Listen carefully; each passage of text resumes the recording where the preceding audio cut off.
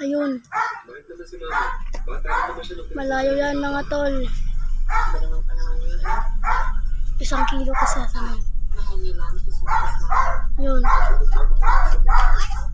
At yung isa, ito yun. So yun mga tol. Abangan nyo mamaya pagbaba mga tol. May ilaw yan. Ipapakita ko na sa inyo mga tol. Bye bye. So what's up mga kalods? So nababahan na natin ang ating saranggola mga kalods. Ito pa. Tignan nyo. 2. Yan, wait lang. Buksan na natin yung ilaw. Ito, may isa pa tayong ditong ginawa. Yan.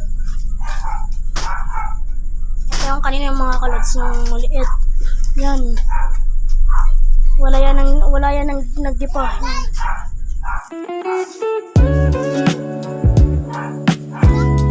Wala yan nagdipa guys.